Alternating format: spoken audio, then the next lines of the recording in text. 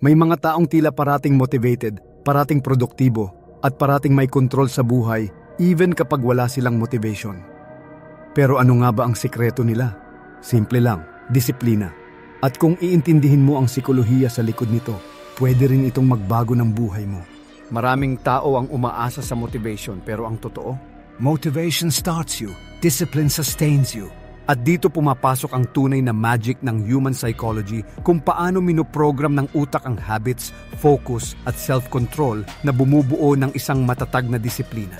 Sa seryang ito, tutuklasin natin ang psychology of discipline, ang tunay na dahilan kung bakit ang ibang tao ay nagtatagumpay at ang iba ay paulit-ulit na nabibigo.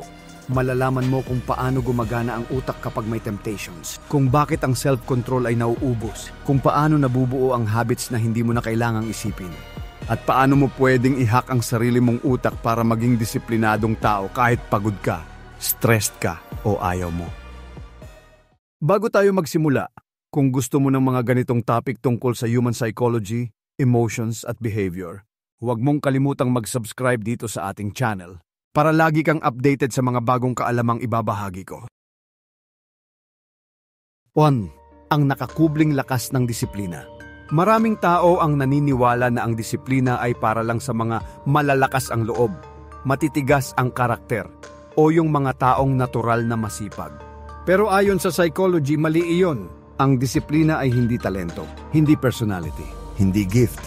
Ang disiplina ay isang mental system na pwedeng i-develop kahit sino. Ang tawag dito ng mga psychologist ay executive function, ang bahagi ng utak na nagkokontrol sa decision-making, planning, habits, at self-control. At dito nagsisimula ang lahat sa tanong na, bakit hirap ang tao na maging disiplinado kahit alam nating ito ang makakabuti? Simple lang ang dahilan. Mas gusto ng utak ang madali, hindi ang tama. Ang human brain ay wired para magtipid ng energy. Kaya mas pipiliin nitong mag-scroll kaysa magtrabaho, magpahinga kaysa mag-exercise, at umiwas kaysa magsimulang muli. At kung hindi mo naiintindihan ang mekanismo na ito, mahirap maging consistent. Pero dito nagiging interesting ang psychology. Kasi ang disiplina hindi nagsisimula sa lakas ng loob. Nagsisimula ito sa awareness. Kapag alam mo na ang utak mo ay programmed para piliin ang short-term pleasure, mas naiintindihan mo kung bakit ka napapagod, bakit ka nadidistract at bakit ka minsan sumusuko. At kapag naiintindihan mo, mas madali mo itong kontrolin. Tandaan mo lang ang isang ideya. Ang utak ay hindi kaaway, hindi rin tamad, nalilito lang siya. Naniniwala itong dapat kang umiwas sa hirap para mabuhay. Pero ang disiplina ay nagtuturo sa utak na minsan. Ang discomfort ang tunay na daan sa growth. 2. Disiplina ay nagsisimula sa identity, hindi sa willpower. Maraming tao ang nagkakamali sa pagsisimula ng disiplina. Iniisip nilang kailangan muna nila ng matinding willpower bago sila maging consistent. Pero ayon sa psychology, ang willpower ay parang baterya na uubos. Hindi ito pwedeng sandalan habang buhay. Kaya bakit may mga taong kahit pagod na, tuloy pa rin? Bakit ang iba kahit walang motivation, nagpapatuloy? Dahil ang disiplina nila ay hindi nakabase sa gusto nilang gawin. Nakabase ito sa kung sino ang tingin nila sa sarili nila. Ito ang tinatawag na identity-based discipline. Kapag inisip mo na, gagawin ko ito kasi kailangan, hirap ka. Pero kapag inisip mo na, gagawin ko ito kasi ito ang identity ko, doon nagiging effortless ang disiplina. Hindi ka nagwo-workout kasi trip mo. Nagwo-workout ka kasi tingin mo sa sarili mo ay isang taong nag-aalaga sa katawan niya. Hindi ka nag-aaral kasi kailangan lang. Nag-aaral ka kasi tingin mo sa sarili mo ay isang taong lumalago araw-araw. Hindi ka nagtitipid kasi napilitan. Nagtitipid ka kasi ikaw ay isang taong marunong mag-manage ng buhay niya. Kapag nagbago ang identity, susunod ang behavior. At ayon sa psychology, mas stable ang identity kaysa motivation. Kaya ito ang tunay na foundation ng discipline. Kaya tanungin mo ang sarili mo ngayon, sino ang gusto mong maging? Hindi anong gagawin mo, kundi sino ka bilang tao. Dahil kapag malinaw ang sagot mo, magiging natural ang mga habits na dati ay mahirap para sa'yo. 3. Bakit talo lagi ng instant gratification ang long-term goals? Kapag sinabi mong mag-iipon ka, mag-aaral ka, mag-e-exercise ka o magpapabuti ng sarili mo, alam mo namang tama iyon. Pero bakit kahit alam mo ang tama, mas madalas mo pa ring piliin ang madaling option? Ayon sa psychology, ito ay dahil sa konseptong tinatawag na instant gratification. Ito ang natural na tendency ng utak na piliin ang masarap ngayon kaysa sa mas mabuti sa hinaharap. Para sa utak, ang reward na malayo ay hindi gaanong nakaka-excite. Pero ang reward na nasa harap mo ngayon, mas maliwanag, mas mabilis, mas satisfying. Ito ang dahilan kung bakit mas masarap ang scrolling kaysa magbasa. Mas masarap kumain kaysa mag-diet. Mas masarap matulog kaysa magkota. Mas masarap mag-procrastinate kaysa magsimula. At hindi ito dahil tamad ka. Ito ay dahil ang utak ay wired para mabuhay sa kasalukuyan, hindi sa hinaharap. Noong unang panahon, ang utak ay programmed para piliin ang immediate reward dahil survival ang priority. Pero sa modernong buhay, ito ang pumapatay sa productivity at consistency natin. Ang disiplina ay hindi ang paglaban sa instant gratification. Ang disiplina ay ang pagreprogram ng utak para maging attractive ang long-term reward. At may paraan para gawin ito. Ayon sa behavioral psychology, mas nagiging disiplinado ang tao kapag, una, mas maliwanag ang future reward. Kapag nakikita mo, nararamdaman mo, at nai-imagine mo ang magiging resulta, mas nagiging motivated ang utak. Pangalawa, mas maliit ang barrier to action. Kapag simple, madali at hindi overwhelming, mas mabilis ka magsimula. Pangatlo, mas malapit ang reward sa action. Kailangan maramdaman ng utak na may napapala ka sa bawat progress, kahit maliit. Hindi mo kailangang labanan ng utak, kailangan mo lang itong turuan. 4. Paano ginagawang automatic ng utak ang disiplina? Kung iniisip mo na ang disiplina ay puro lakas ng loob, hindi iyon totoo. Ayon sa psychology, ang totoong sikreto ng disiplinado ay hindi willpower, kundi environment at habits. Ang utak ay may dalawang mode. The conscious mind na mabilis mapagod at the subconscious mind na gumagawa ng mga automatic behaviors. Ang problema, karamihan ng tao ay nakadepende sa conscious mind. Kaya mabilis mapagod, mabilis madistract, mabilis sumuko. Pero ang mga disiplinado, ginagawang automatic ang mga mabubuting habits. At para magawa yon, kailangan mong ayusin ang environment. Kapag mahirap ang isang bagay, iiwas ang utak. Kapag madali, gagawin niya. Ito ang tinatawag na friction. Kung mataas ang friction, mahirap magsimula. Kapag mababa ang friction, mas madali ang consistency. Ito ang dahilan kung bakit. Kung gusto mong magbasa, ilagay ang libro sa kama o desk. Kung gusto mong mag-exercise, ilagay agad ang workout clothes sa harap mo. Kung gusto mong mag-aral, tanggalin ang distractions sa paligid. Kung gusto mong magtipid, alisin ang access sa impulsive spending. Hindi disiplina ang kailangan mo, kundi tamang setup. Environment beats motivation. Environment beats willpower. Environment builds discipline. At may isa pang psychological insight. Kapag inuulit mo ang isang aksyon sa parehong oras at parehong lugar, nagiging automatic ito. Nagkakaroon ng cue. At kapag may cue, hindi mo na kailangang isipin kung gagawin mo ba ito.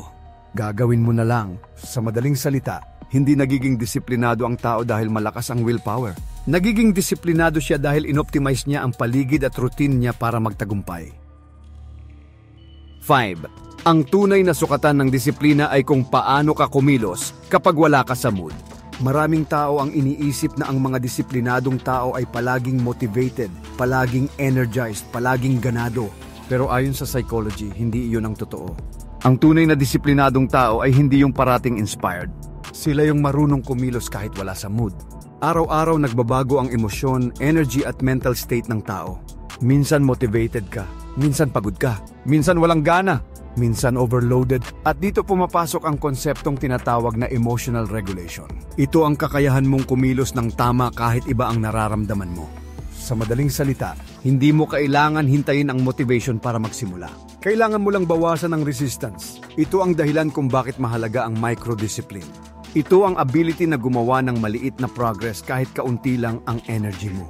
Hindi mo kayang mag-workout ng 1 hour? Gawin mo ng 5 minutes. Hindi mo kayang mag-aral ng isang buong chapter? Magbasa ka ng isang page. Hindi mo kayang magtrabaho ng buong schedule? Simulan mo lang ng 2 minuto. Ayon sa behavioral psychology, kapag nagsimula ka, kadalasan ay tuloy-tuloy na. Ang pinakamahirap ay yung unang hakbang. At ang disiplina ay nakukuha kapag hindi mo pinapayagan ang mood mo na magdikta ng aksyon mo. Hindi mo kailangang maging excellent araw-araw. Ang kailangan mo lang ay maging consistent kahit low energy ka. Dahil ang totoong disiplina ay hindi nasusukat kung paano ka kumilos sa magagandang araw, kundi kung paano ka nagpapatuloy sa mga mahihirap na araw. 6. Bakit mas mahalaga ang system kaysa goals? Lahat ng tao may goals. Magpapayat, mag-ipon, gumaling, umasenso, maging mas disiplinado. Pero bakit ang daming taong may goals? Pero iilan lang ang umaabot sa gusto nila. Ayon sa psychology, simple ang sagot. Ang goals ay direction. Pero ang systems ang nagdadala sa iyo doon. Kapag puro goal ang iniisip mo, lagi kang nakatingin sa malayo. At kapag nakatingin ka sa malayo, madalas nawawala ang focus mo sa ginagawa mo ngayon. Pero ang mga disiplinadong tao, hindi sila nakadepende sa big goals. Nakadepende sila sa systems. Ang system ay routine, habits, at structures na ginagawa mo araw-araw. Hindi ito grand gesture. Hindi ito malaking pagbabago. Ito'y simpleng mga pattern na paulit-ulit mong ginagawa hanggang maging parte na ng identity mo. Halimbawa, goal, magpapayat. System, 10-minute walk araw-araw. Goal, mag-ipon. System, automatic savings tuwing sahod. Goal, maging top student. System, daily focused study kahit 20 minutes lang. Goal, maging successful. System, consistent daily improvement. Kung walang system, puro imagination ang progress mo. Kung may system, kahit maliit ang improvement, siguradong may movement.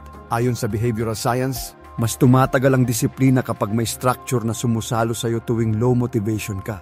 Systems create consistency. Consistency creates identity. Identity creates discipline. Kaya kung gusto mong maging disiplinado, huwag mo munang isipin ang malaking result. Ayusin mo muna ang daily system mo. 7. Disiplina ay hindi perfection, kundi recovery. Isa sa pinakamalaking dahilan kung bakit maraming tao ang hindi nagiging disiplinado ay dahil mali ang pananaw nila tungkol sa progress. Akala nila ang disiplina ay pagiging perpekto. Walang mintis, walang palya, walang break. Pero ayon sa psychology, ang tunay na disiplina ay hindi pagiging perfect, kundi pagiging magaling bumalik kapag nadapa ka. Lahat ng tao pumapalya. Lahat ng tao napapagod. Lahat ng tao minsan natatalo ng mood, stress o problema. At dito nagkakaroon ng malaking pagkakaiba ang disiplinado sa hindi. Ang hindi disiplinado, kapag nahinto ng isang araw, ginagawang dahilan para tumigil ng tuluyan. Pero ang disiplinado, kapag nahinto, hindi niya ginagawang identity ang pagkakamali. Ginagawa niyang signal para magbalik sa track. Ito ang tinatawag na recovery skill. Ang kakayahang ibalik ang sarili mo sa rutine nang hindi kinakain ng guilt o self-judgment. Ayon sa psychological research, ang guilt at perfectionism ay isa sa pinakamalaking kalaban ng consistency. Kapag sobra kang mahigpit sa sarili mo, mas madali kang sumuko kapag nagkamali. Pero kapag tinanggap mo na ang lapses ay normal, mas madali kang bumalik at magpatuloy. Discipline is not about never failing. Discipline is about always returning. Kahit isang pagkakamali, hindi nito binubura ang lahat ng efforts mo. Pero ang pagsuko yun ang tunay na sumisira sa progress. Kaya ang tanong ay hindi, nagkamali ka ba? Kundi, gaano kabilis kang bumalik? 8. Paano ginagawang panghabang buhay ang disiplina? Kapag naintindihan mo na ang identity, habits, systems at recovery, may isang natitirang tanong. Paano mo gagawing long-term at sustainable ang disiplina? Hindi lang one-week effort o one-month motivation? Ayon sa psychology, ang disiplina ay nagiging panghabang buhay kapag tatlong bagay ang malinaw. Una, may meaning ang ginagawa mo. Hindi tatagal ang disiplina kung ginagawa mo lang ito dahil sabi ng iba, o dahil uso, o dahil pressure. Mas tumatagal ang habits kapag nakakonekta ito sa values mo, sa dahilan kung bakit mo gustong maging mas mabuting tao. Kapag may meaning, kahit mahirap, kaya mo. Pangalawa, may growth na nakikita ang utak. The brain thrives on progress. Kahit gaano kaliit, kapag may nakikita kang advancement, nagiging mas madali maging consistent. Ito ang dahilan kung bakit mahalaga ang tracking, reflection, at pagtingin sa maliliit na wins. Tiny progress fuels discipline. Pangatlo, may identity na nakatatak. Kapag sinabi mong, ginagawa ko ito kasi gusto ko, hindi yun kasing lakas ng, ginagawa ko ito kasi ito ako. Kapag nakatali na sa identity mo ang isang habit, hindi mo na kailangan isipin kung gagawin mo ba. Automatic na dahil bahagi na ito ng pagkatao mo. Ito ang ultimate form of discipline. At dito nagkakaroon ng tunay na pagbabago kapag hindi mo na tinatanong ang sarili mo kung kaya mo dahil alam mong ito ang natural na ugali mo. Sa psychology, ang tawag dito ay identity internalization. Ang proseso kung saan ang habit ay nagiging bahagi ng pagkatao mo at ang disiplina ay hindi na struggle kundi lifestyle. Hindi mo na pinipilit ang sarili mo. Hindi mo na nilalabanan ang utak mo. Hindi mo na inaantay ang motivation. Ginagawa mo na lang. Kasi ganito ka na. Ang disiplina ay hindi magic. Hindi gift. Hindi swerte. Ito ay knowledge, structure, awareness, identity at repetition. At kapag alam mo na ang psychology nito, magiging mas predictable, mas stable, at mas madali ang pagbuo ng sarili mong disiplina. Ngayon, alam mo na ang sikreto sa likod ng tunay na disiplina mula sa identity, habits, systems, hanggang recovery. Tandaan, ang disiplina ay hindi tungkol sa motivation, kundi sa consistency at tamang mindset. Kaya kung gusto mo pang matutunan ang mga ganitong psychology insights tungkol sa human behavior at personal development, mag-subscribe ka na at i-turn on ang notification bell para lagi kang updated sa mga bagong episode dito sa ating channel.